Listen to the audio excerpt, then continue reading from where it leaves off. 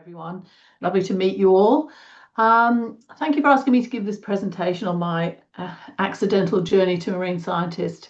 As you know, my name's Susan Pryor, and my career up until now has been in the humanities, specifically as a writer and editor, and then in media and communications. So what started as a casual interest turned into citizen science. And now today, nearly 50 years after leaving school, I'm undertaking a PhD in marine science studying this reef on Norfolk Island.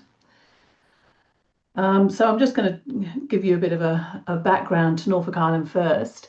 For those that might not be familiar with where it is, it's off the eastern seaboard of Australia, about 1,600 kilometres away.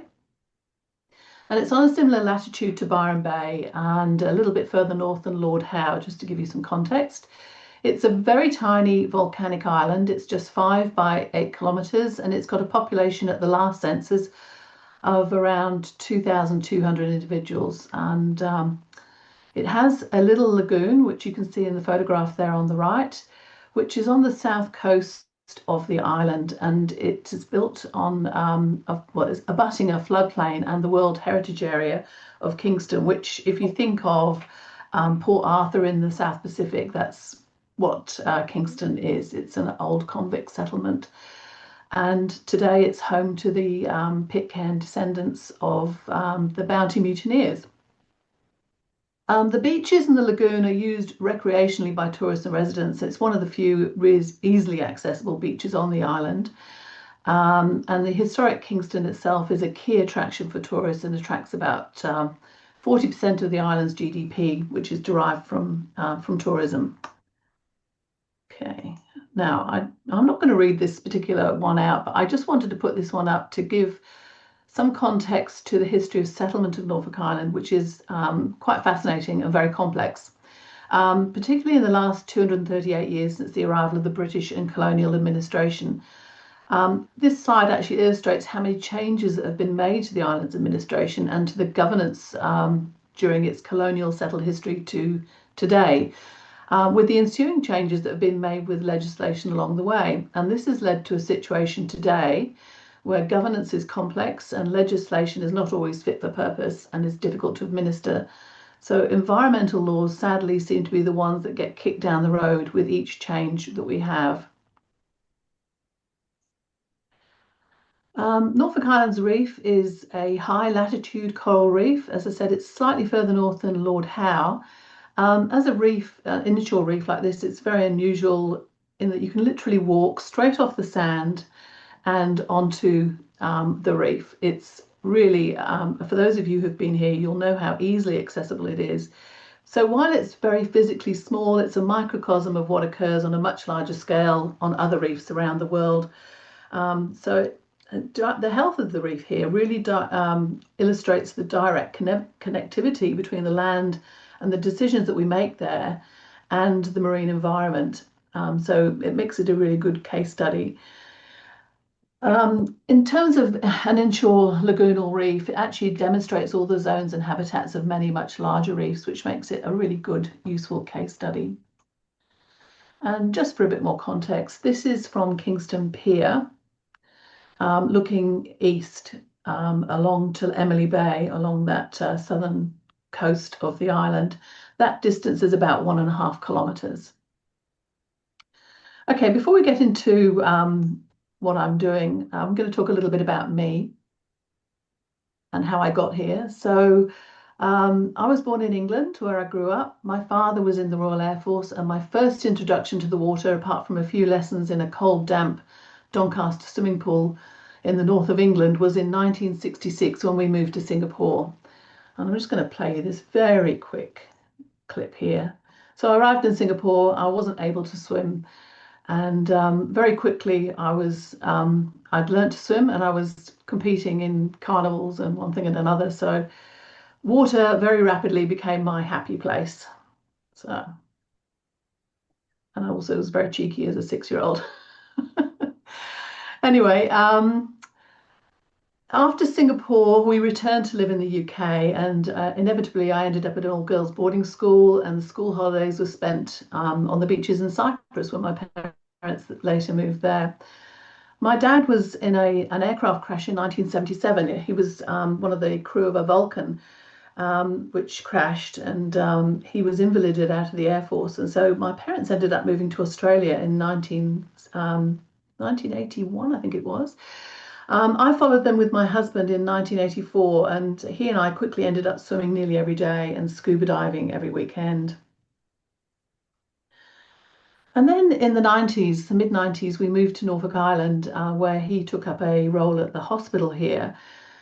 This was the closest I came to taking a photograph of a fish back in those days because, of course, it was analog and underwater cameras were very expensive. But I did swim every day on the reef. And we returned to live in 2018. And again, I got back into the water to swim.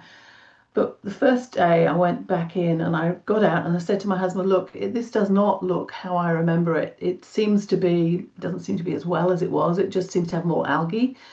There, in my mind's eye, there were fewer fish and there were fewer species of fish, but I really had nothing to prove that. And when I asked local people, what's happened, what's changed, of course, got that shifting baseline syndrome, and people say, oh no, it looks the same much as it did before. But I wasn't convinced, and so by the December 2019, I received a little camera for Christmas, and I began to record in that January what I was seeing. Now, while all this was happening, when we came back in 2018, and I had been working in media and comms, and as I say, as a writer and editor, and I had a freelance business when I was here. And I actually was awarded a contract to write the signs down in the World Heritage Area in the Kingston area. So there was a COVID grant that came up that we won, and I think it must have been about 100 signs, and I was responsible for writing the content of those. And you will see those all over Kingston as you walk around interpreting the site. Right Now was the name of my business, and this is an example of one of the signs that I wrote for or put together for the World Heritage Area. And here's another one just here, so you can see what they look like. So while I was doing these signs, and it took a couple of years, I basically had a very deep immersion into the history of the area, and that by this stage, I was getting right into photographing fish, and then had started a bit of citizen science. Not that I knew what a citizen scientist was back then, but anyway. And I found some of the early maps absolutely fascinating. So, as I mentioned earlier, Kingston is built on a floodplain, and this is probably the earliest map that we have of Norfolk Island that when it was settled in 1788. It's by William Bradley, and it shows the southern coastline of Kingston. And I put a square there, and you can see I've enlarged that bit there. And you can see that there are watercourses coming down from the plateau. And very clearly, I've appended this one to show you the stream is shown finishing at Chimney Hill. And we have the records of Philip Gidley King. So I should just explain that Norfolk Island was actually settled just 5.5 weeks after Port Jackson in Sydney. So, sorry, Port Jackson, which is now Sydney. And so we're all very contemporary with what was going on in Port Jackson at the time. So this area shows Chimney Hill and the stream finishing abruptly there. And as we know from Philip Gidley King's diaries, he talks about how the water finished in the swamp, and then it trickled underground and came up through rock fissures and springs into the bays, which is very common on volcanic islands. But within a year of being here, Philip Gidley King did something that changed a lot of things for the site. He actually put what he called a drain through that Kingston swampland, and basically drained the swamp and put the stream going directly across the north of Chimney Hill and into Emily Bay. And that would have been a land management practice that he would have been very familiar with coming from England. And from that stage onwards, there was fresh water continuously being delivered into the bays. And today, of course, that is delivering nutrients and sediment with it as well. This is the first map that we have showing that particular drain. So again, on the left is the map itself, and on the right I've expanded it so you can see the drain up at the top here coming in. And going around the north of Chimney Hill. This is a much more naive looking map. And I'll just draw your attention to down here, the Beachmaster's house. I think that would be my dream job. But anyway, the reason for him clearing this swampland here, which you can see here, the reason why he did that was so that they could actually use that lowland flat area for agriculture. And it would have been a lot more practical than sending convicts and everybody else up to the top of the plateau. He could keep an eye on them down there.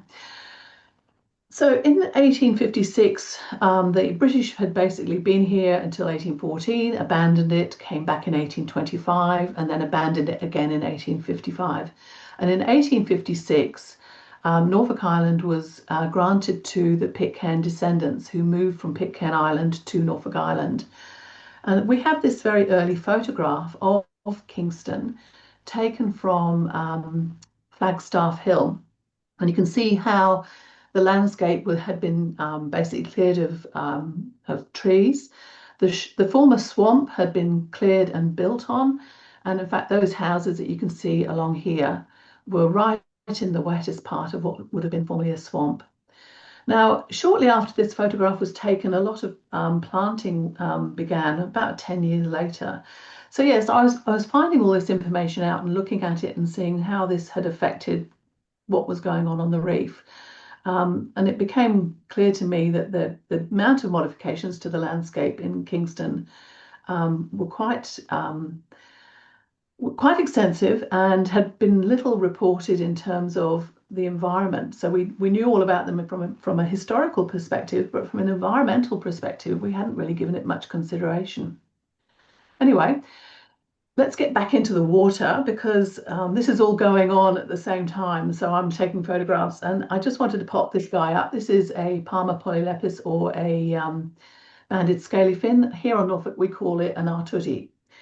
And anyone who's been in the water a lot will know that they can be pretty territorial and very aggressive. And I really couldn't work out what this guy had in for me. I would be swimming past and they would always come rushing out of their space and come into my face and sometimes nip. And I'm thinking, well, what have I done to you? So this was about the stage that I started putting things together and researching. And again, a lot of you will be aware of this. I wasn't. I was a complete numpty. I didn't know a single name of a single fish. But when I found out that they gardened, they had a garden that they grew their algae in, and they selectively plucked out the bits they didn't want, left the bits they did want. And you can see here in this silvery section in the middle, that's where the eggs have been spread. And so yeah, when they spawn, so he's not only is he territorial about his food source, but he's also territorial about his eggs that he's protecting there. So I think he was the guy that really hooked me on this whole fish odyssey that has become something bigger than Ben-Hur, really. And hang on, just trying to get my mouse to work, but it doesn't want to. Let's try that. Okay. So while I was photographing, I think after the first 6 months or so, I got up to about 30,000 photographs. I mean, I was a bit enthusiastic. As Harry says, you know, you take an awful lot of very poor photographs to find a few gems in amongst them, I hope. But someone suggested to me that I used iNaturalist to basically post my photographs and get some help with some names. And I have to say that up until that stage, I had no idea what citizen science even was. I'd never heard of iNaturalist. And I was in for a real treat because I found the iNaturalist community with people like Harry, thank you, people like Malcolm Francis, some amazing, wonderful, wonderful people who have helped me identify fish and who are non-judgmental, who don't mind at all when you ask the silly questions. And I put this photograph in here of, this was my very first iNaturalist submission. And I put underneath it, seaweed query in about 1 meter water inside a coral reef lagoon. Well, anybody who knows anything knows that that is not seaweed, but I think that shows the level of my knowledge of anything underwater. So they're colonial ascidians or tunicates or sea squirts. And yeah, someone very kindly identified them for me and said, look, please keep going. And I said, okay, I will. So I did. On the left there is a taxonomic sunburst chart that you can get from iNaturalist. So when you put your images up there at the end of each year, they collate them and produce some amazing data and graphics that you can download, which is really a lot of fun.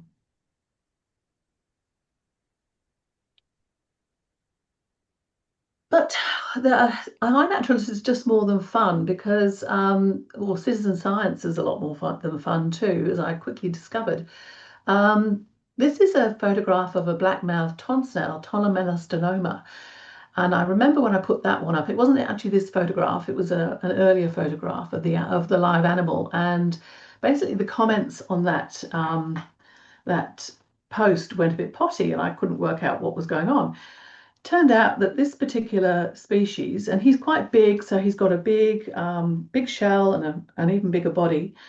And I say he's a hermaphrodite. Um, but this particular uh, snail mollusk had not been actually seen in the live form, or hadn't been wasn't anywhere to be found on the internet. We did look very extensively, but couldn't find it. So I contacted a guy called Chris Voss, who is a ton specialist in the South Pacific, and he and I co-wrote a paper. And I think that was the point that the seed was planted for me to do a PhD, because I thought, well, this is fun. I could do this. So yeah, to find these guys in our lagoon in 5 meters of water when there was only a broken shell in the Auckland Museum up to that date in the public record was quite exciting. On the left there, you can see a bunch of very small photographs. I apologize for the size. That's of some of this guy's eggs. So I came across these one morning very early. He was just a meter or so away. It was just a meter or so away. And so it was obvious that this was the culprit for these eggs. And when I went back home and I started to do some research, I could only find one paper about tonner eggs, and it was a different species, and they had gone into the water column, I think about after 30 days. So I thought, okay, well, I'll go back. We know very little about these. I'll go back every day and I'll photograph these and we'll see what happens. So I went back every day and photographed them. And we got up to 60 days. And it's a bit like when your mum says it's time for bed and the film still has half an hour to go.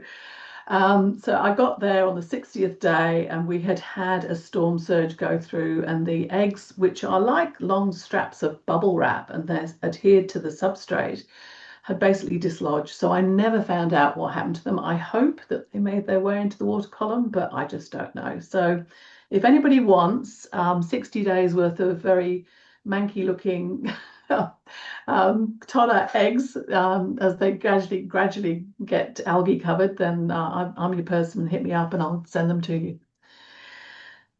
Another interesting post from iNaturalist that I think is worth featuring is this particular one. Now, the saber squirrelfish isn't perhaps necessarily a rare fish, but I know when I put this one up, Malcolm Francis contacted me and said, look, Susan, do you realize that this one is actually about 750 kilometers further south than the range that we previously thought that it was? And you can see that in a little map I've done on the top left there. So the previous sightings were, I think, New Caledonia and Fiji. Anyway, we just don't know if this guy has moved south as a refugee, and we know that marine species are moving south at about 6 kilometers a year, I believe, which is faster than terrestrial animals and plants. Or if he's always been here and we just missed him in the previous censuses. But I do know I photographed him in January of 23, January of 24, and I'm always looking out for him, January of 25. So of course in January 26, I'm looking for this guy. I'm thinking he's got to be here somewhere. Didn't find him through January. But on the 1st of February, as part of my research, I popped out my video cameras, which I leave there static for 40 minutes or so. And who should come wandering across in front of the viewfinder in a completely different part of the bay? This guy. So he's still here, which is exciting. So yes, I think as I said, about 6 months in, I had these 30,000 photographs, and I was actually, as I said, I was working as a freelance writer and editor, and I'd been given the task of a or a contract to do an annual report, which is very dry and dusty, and I wasn't really looking forward to it. But I had 6 weeks booked out in my diary, but they weren't organised. They couldn't get the paperwork to me, and so I had 6 weeks of baked beans for dinner, and I thought, okay, I will make myself a website. And I did that on I mean, bearing in mind, I'm not a digital native. It was the first website I'd really built properly. And so I did it on a platform that was nice and clean looking, looked pretty. I've since found that I'm really pushing it to its limits, and I've got about 7,500 images on there now, something like 450 blog posts. It's getting big and it's getting slow to download. It's possibly also could be considered a bit of a taxonomic nightmare because I wanted this site to be useful to people who knew nothing about fish like me. So if you go to Reef Fish, you can go down to W for wrasse and you'll find M for moon wrasse. And again, selecting which common name I was going to use is, as you know, quite tricky, but there is room underneath that for the scientific name. Unfortunately, this platform isn't the most searchable though, so I'm looking around. Well, I have had some quotes to migrate it to a different platform, and then when I got the quotes in, I decided it's going to stay just where it is for the time being. So, it does the job, and it gets some quite good traffic. So, but we're also discovering so many new things in the bays here, and we were talking about a very small area. Um, We know, according to Andrew Baird, that as many as 40% of our corals have not yet been described. That was quoted most recently in The Guardian, just on the 5th of July, 26, by Tracy Ainsworth. We also know that there are a lot of mollusks that we haven't described yet. There's algae that is possibly new. I'm pretty sure there's at least one or two species of fish that we haven't yet described, little tiny eviota. So there's a lot that we don't know. And one of those things, one of those quandaries that we have is you can't really protect what you don't know when you don't know what you have.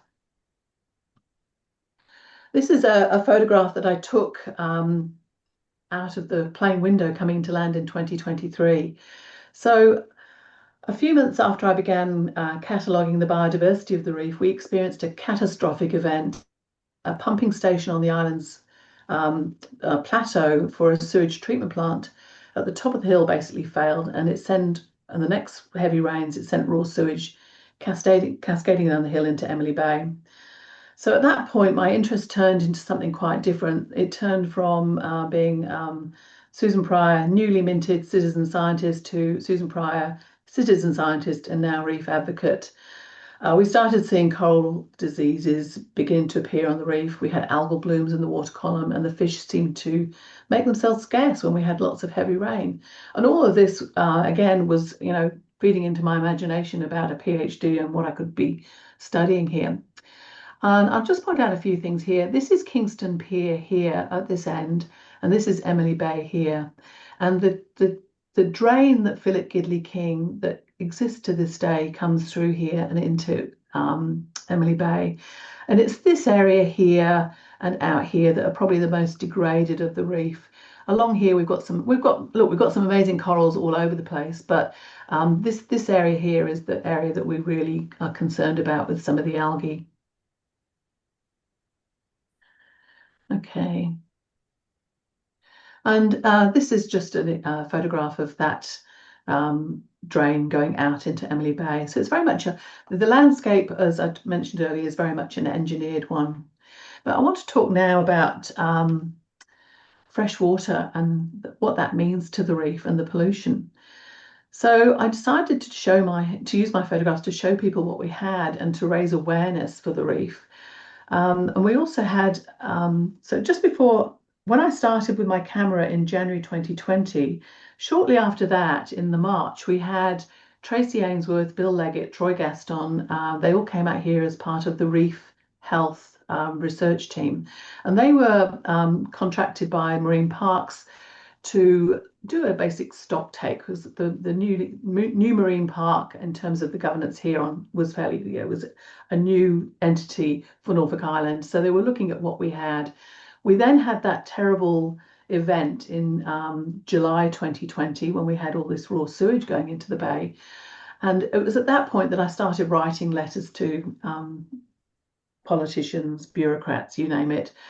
Really wasn't very sure of my facts, to be honest. I could see that there was something wrong, and actually what had happened was cemented in my idea, in my mind, that we needed to do something about the water quality going onto the reef.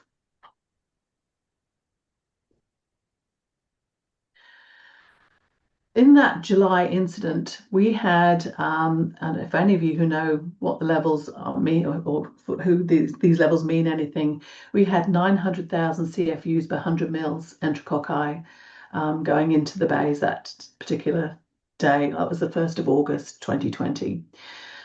Then again, I mean, all the way through the ensuing years, we had similar events where we had heavy rain, we had an inundation of pollutants, silt. The next lot of figures I want to give you are from the 19th of July 2024, where it was 400,000 CFUs, still very high. Anything over 500, and CFUs and MPNs are interchangeable, but anything over 500 is considered unsafe for swimming. And the Paris Olympics had their enterococci in that same time as the July 24 event reached 800, and they cancelled the swim training for the triathlon event, if you remember that. And there was a lot of hoo-ha about whether it was going to be safe for swimmers. Well, here we were having regular events with 400,000 and more.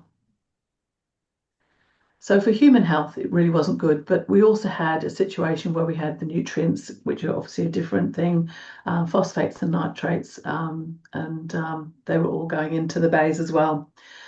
This slide here shows very clearly the difference that you have when you've had the heavy rain versus what it normally looks like, which, as you can see, is absolutely idyllic.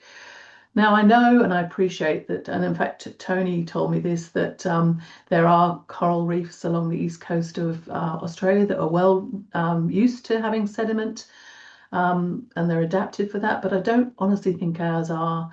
And in 2022, we had one of the heaviest rainfall years on since the records began in 1891.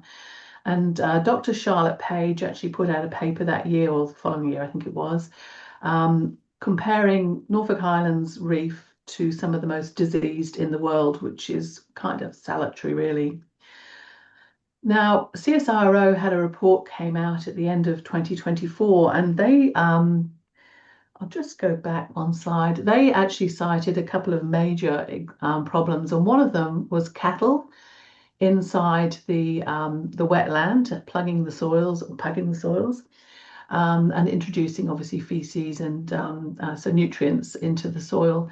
And you can see here where they have actually attempted to fence off the water course, but of course water doesn't pay attention to fences, and so all the flooding with the cattle still going onto that common area. So that is something that is being looked at very closely at the moment, but we actually have reports talking about the problems with cattle going back to 1906, which is also part of my work. So looking at all this historical data is really very insightful.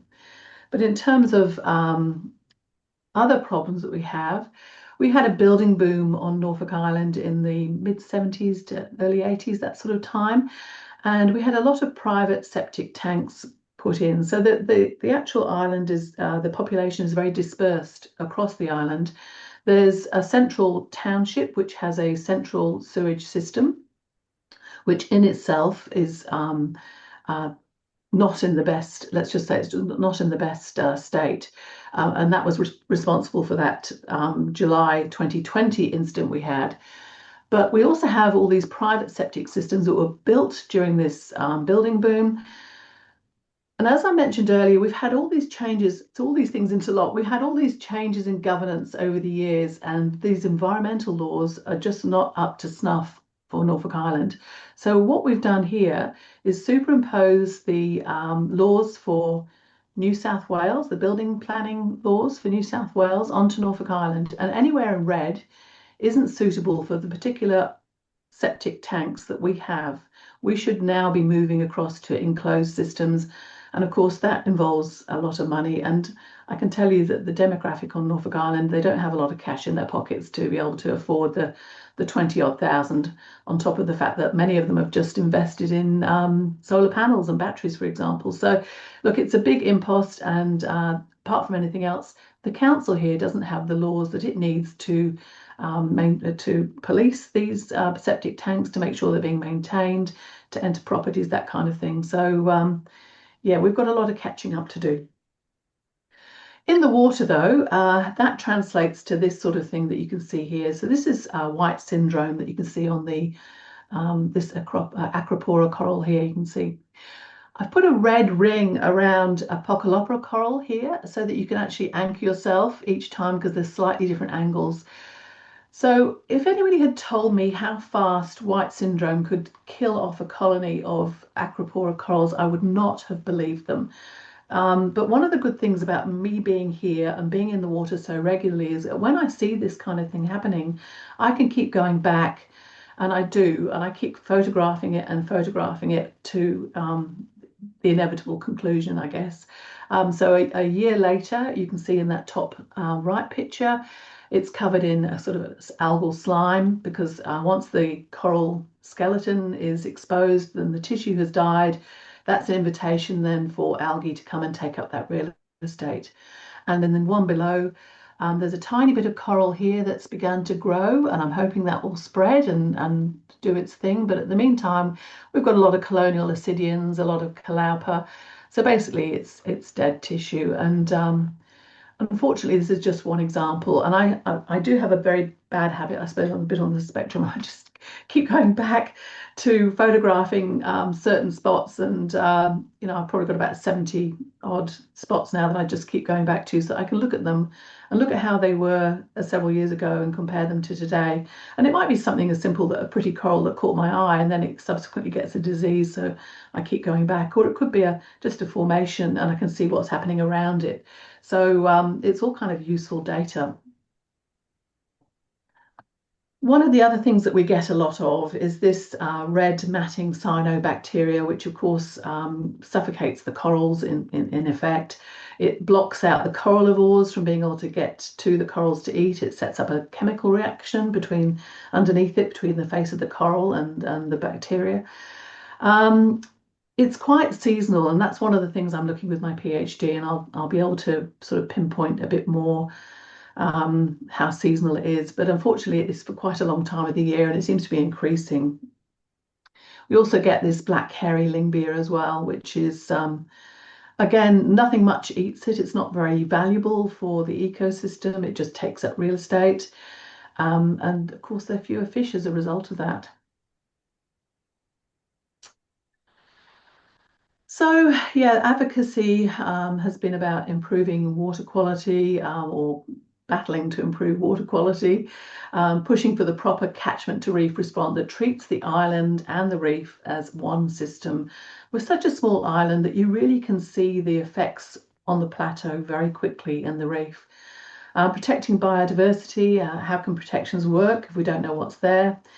And then raising awareness about threats. And we've got, a threat coming fairly soon, which is dredging. This area in this photograph here, so this is the Kingston Pier, and of course all off this side here is the lagoon. This area here is having about it has a permit for up to 6,000 cubic square meters of spoil to be removed from that very small area. And yeah, I'm very concerned about how that is going to affect the reef, even with all the best environmental safeguards in place. But I guess it's a case of watch this space. This little video here just sums up in 2 minutes the problems for Norfolk Island Reef. So let's just watch that now.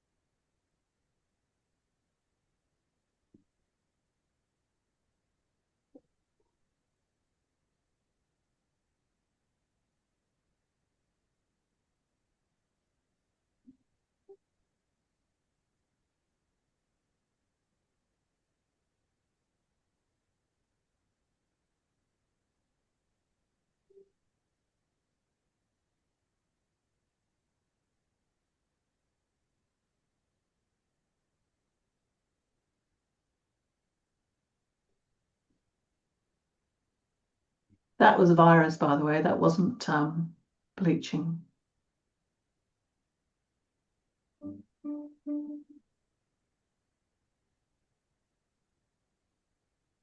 Whole end of that particular colony now has collapsed since that was taken.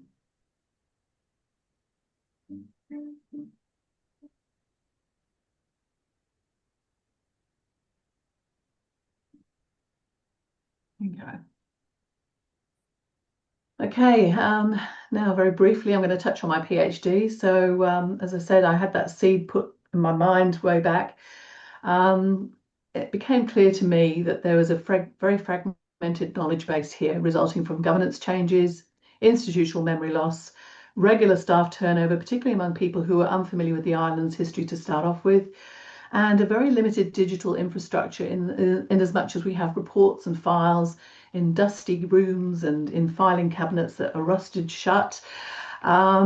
So all of this has hindered the development of an integrated framework for the management of the island's inshore reef, and indeed for the good management of the environment more broadly across the island. So we've got I've got sort of three prongs to my PhD research. Basically, is rethinking the Kingston as a connected ecosystem from the plateau to the reef. But one of the major chapters I'm doing, and the one that really actually excites me the most, is out of the water, because it combines my history, my love of history, and my love of the water. So it's building a systematic mapping. So basically, the question is, what is the evidence of the impacts of historical and contemporary land, coastal and marine use changes on Norfolk Island's inshore coral reef ecosystem? So that systematic mapping of the literature, much of it's in meeting notes, dusty diaries, even handwritten mud maps on pieces of paper. I'm pulling it all in because it's all very useful stuff. And my very first example, brilliantly, is a photograph, a pencil drawing of a fish done by George Forster, who was the explorer and scientist with his father, also known as George, who sailed with Captain James Cook aboard the Resolution, and they came across Norfolk Island in 1774. So it is a really neat beginning to my systematic mapping, which will go right the way through to 2025. That is a huge chapter, let me tell you, and I'm only beginning to realize just how huge it is.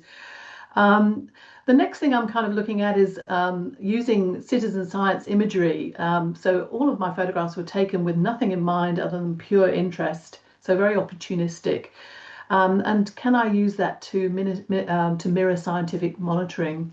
So I'm validating a photographic approach to algal dynamics, and basically that means using 6 of my years of photographs, 50 photographs a week, and annotating them for algae and a few other things besides. So I should get a really clear idea of the seasonality and other influences as we push through the statistics on that. And then finally, I'm doing a phenological or seasonal, temporal and environmental influences on fish diversity and abundance. And as I already mentioned, I was very concerned that we actually lose fish when we have a lot of fresh water coming into the bays. The other thing that's interested me really is how resilient the reef can be. So in 2024, for whatever reason, we had one of the driest years on record since 1891. So we went from swinging from 2022, which was one of the wettest, to almost half the annual average rainfall in 2024. And it was at that time that out of all my species of, so I've been discovering new species of fishes, as in, well, recording them, I suppose. They've probably always been here, but finally someone has seen them and been able to record them. But I've seen 12 species of fish in that 1 year alone, and 24 across the whole 6 years. So that kind of gives you an idea of how much better the reef was during that year. And I was also being able to take photographs of corals without white syndrome on them, which was fantastic. We had some beautiful coral colonies coming through. Sadly, rain began in April 2025, and we've been very wet again. And now we're back to seeing a lot of coral with white syndrome, which is sad. Anyway, we're nearly at the end now. One of the other exciting sort of unexpected things from the work I've been doing is that people contact me and say, oh, can I use your photographs as inspo for embroidery and fabric design and paintings and even quilting, all sorts of things. And I got an email from Australia Post earlier this year to say, could we use one of your photographs for a postage stamp? Well, I didn't know they still had postage stamps. Anyway, it's the 15-cent one, and it's coming out on the 21st of July, so only a couple of weeks away. And I'm aiming for the $1.71 next time. But it's the issue is for Norfolk Island, Christmas Island, Cocos Keeling, and the Antarctic division. So there he is. He's a stout eel. I don't know why they chose that image, but that was the one they wanted. So that's the one they got. Anyway, there you go. I would like to thank the Norfolk Island community really sincerely for being so generous in sharing their knowledge of this place and its history and culture, and that's what I'm really tapping into with some of my PhD stuff, and it's been invaluable, some of these old photographs. I'd also like to thank my supervisors, that's Bill and Troy and Tracy. Thank you so much for believing in me and supporting my research. And at a time in my life where most people are actually retiring, here I am embarking on something where I haven't done science since A levels a long, long time ago. But look, it can't be that hard, so I'm going to just knuckle down and get it done. I also want to really thank the iNaturalist community because so many people have patiently answered my weird random questions as I've tried to make sense of what's going on the reef. And believe me, it's a very complicated ecosystem for something so small. And finally, an enormous thank you to my husband. He's my chief research assistant. He's the keeper of the home fires, an unfailing supporter. Thank you, thank you, thank you. And he's certainly never signed up for this. Oh, I didn't thank my other friends and supporters on the island, and there's a couple of them here. Thank you, Jude, and a few others. People like you who have listened to me as I whittled on about all this. Thank you so much. It's meant the world to me. So yeah, lots of thanks. And as we say on Norfolk Island, thanks for me, Norfolk. If any of you are at all interested in accessing my website, there's quite a bit of stuff on there, as I said. That's the website address, and that's my email address. I'm happy to answer any questions or whatever, if you want anything from me, or if you've got any advice you want from me, or please drop me a line. My social media is Instagram, which I'm not that brilliant at, and Facebook. I do have YouTube, but I haven't put anything on there for a while. So do follow, and yeah, thank you very much for listening.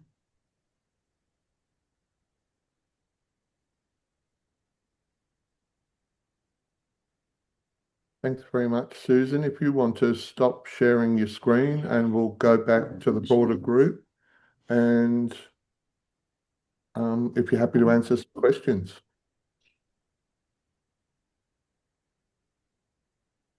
Sorry, I just got it. This laser is stopping me from, here we go, that's it. So if you stop recording now. Yeah, there we go. Have I stopped sharing? Yes. Yep. Okay, who'd like to ask Susan some questions?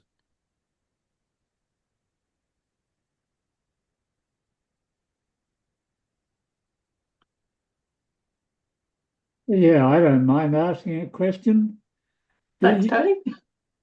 Do you monitor coral cover at all? I mean, can you get that from your photos? Has it declined? Yeah, not so much. Yeah, not so much from my photos. Sorry, I'm talking over you. Yeah, not so much my photos, but the coral reef researchers have been coming back now for 6 years. Marine Parks has been really committed to the reef here, which has been fantastic. And so they've been coming back, and each year they will look at the coral cover. And we know that it's basically reducing, and algae is increasing year on year since they started in 2020. Yeah. I've got a question, Susan. In your advocacy towards the protection of the reef, is it really difficult, given that there's a heritage overlay for a lot of the island, to sort of get anything? It must be a big obstacle to get anything done with that channel and things like that. Is that ever going to happen? We are going to get. Really good question. Yeah, we currently have a draft cattle management up for community consultation, and a water and wetland strategy currently up for community consultation. Look, we have a real problem. We're a tiny island and we have so many silos. So the marine park is at the end of the drain, and then you've got a World Heritage Area which has its own restrictions, and where very much the built and the architectural history is the key to that. I mean, there are environmental protections in there too, but the focus is on the buildings and the infrastructure and the archaeology. You then have the Norfolk Island Regional Council, which is basically underfunded. We've got a very small ratepayer base, and they don't have the resources that they need to do what they need, and they don't have the legislation that they need. And so we've got all those different silos. You also have the cattle group on the island, and there's the fishers, and all people with very valid inputs into what's going on down there. And all of these have to be taken into account, and it's a very tricky situation. And overload on top of all that, you've got acid sulfate soils in that Kingston area, which I think I might have touched on. And basically they should not be dried out now. So whereas you've got this social and cultural memory of a very drained Kingston landscape, you've got a situation now where we actually have to keep those acid sulfate soils covered in water to keep them safe. So I don't think that has been communicated properly to a lot of people, and so I think there's a lot of misunderstandings. I think communication is a lot of a problem that we have here, greatly a problem. So yeah, it's a lot of, many faceted issue and a lot of silos. Yeah, I imagine it's really, really difficult. And the fact that it is a World Heritage Area would be attracting the tourism, which is the economic basis of the island. So, absolutely. Oh, good on you, Susan. Keep it up. I know more about sewage septic systems and poo and wee now than I ever thought I'd ever need to or want to. Might come in handy one day. Absolutely. Susan, it's Adam. One of the things that I was keen to ask you about is the comparison between Norfolk Island and Lord Howe Island, where there's 4 times more residents on Norfolk Island, and it also seems as if the tourism is a little bit less managed, where Lord Howe you have limits to the number of tourism, but you told me, Norfolk's opening up to cruise ships and all sorts of things. How do you feel about that? And how does the community feel about it? And is it going to be more sustainable, or is it going to continue to grow? Yeah, that's a really good question.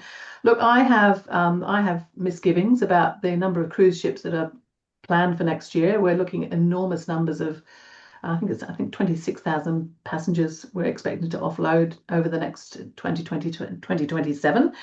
Every time one of those large cruise ships disembarks its passengers, we double the population of the island overnight. And there's already very valid questions about what the carrying capacity of the island is in the first place. I mean, for permanent residents, since the island has been opened up. And look, I am one of those people that has moved back to the island. I moved here in 2018, whereas it would have been a lot more difficult for me to do that earlier. So I am a blow-in. But, I hate to be the one that says, we can't accept just everybody that wants to come. But I don't think the planning laws that we have, which you would think would be the mechanism by which you can control the population, because you can only build so many houses, you know what I mean? But I don't think they're adequate for what we need. And I think we should be looking very seriously at population caps. And, I think in terms of tourism, I don't think the numbers we have at the moment on flying in are probably too much of a problem. But I think when you overlay the tourism or the cruise ships as well, and you get 2,000 passengers all wanting to flush a toilet in the middle of a drought, then it's a real issue. So I know there are economic reasons for having those coming, but I would really question the economy side of it for all but a very few companies that obviously would benefit from that. So I might be speaking out of turn. Look, it's a very small island and there's a lot of fraught tensions, and I can actually see all sides of these things, and I try to focus on what's happening in the reef. And I can tell you that what is happening on that reef is not good. So what we've got to do is fix up what's happening on land because of that. Thank you.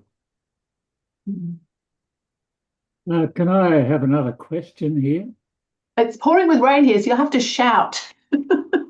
Okay. One of the problems, it seems to me, is access to the island.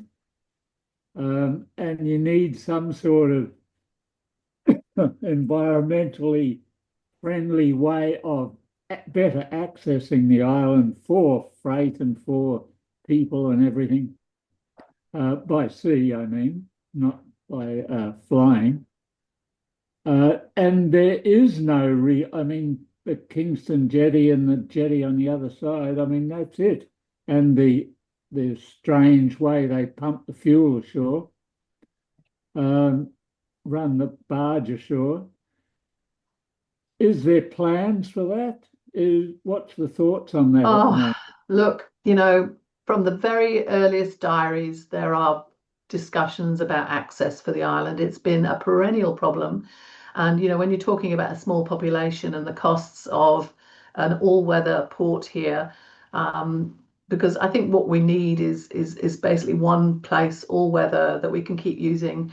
I'm not sure Kingston is the answer to that. And I know there is a bar, for example, across the front of that photograph that I showed you, where the dredging is going to happen. And that bar probably should be taken out for safety purposes.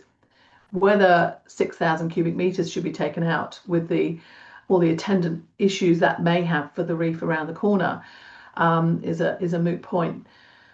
I mean, if we had pots of money and all our dreams, I think most people would say let's concentrate on Cascade, which is on the other side of the island, and make that into an all-weather port so that we can avoid having to keep messing around with this inshore reef, which is so precious.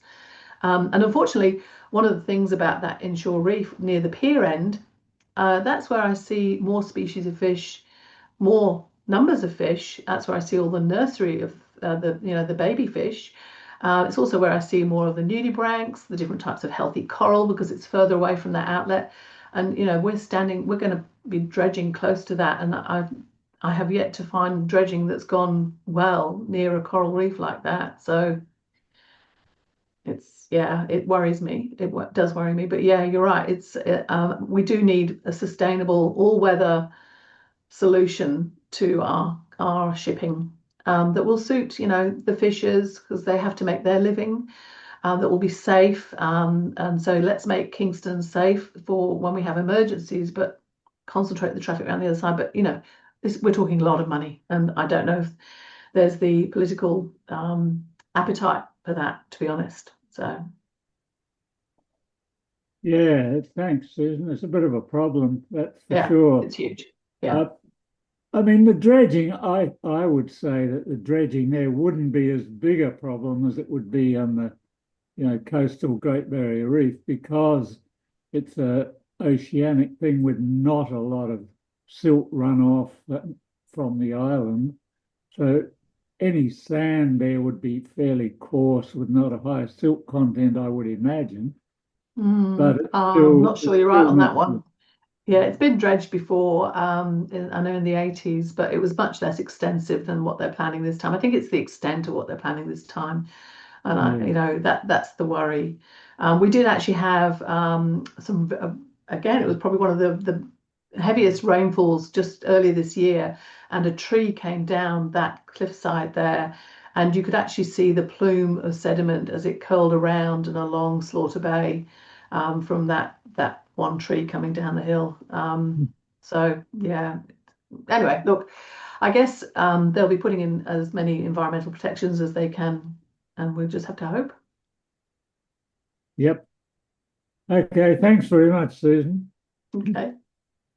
Anyone else who hasn't asked a question or would like to make a comment or would like to visit Susan at Norfolk Island? Now's your time.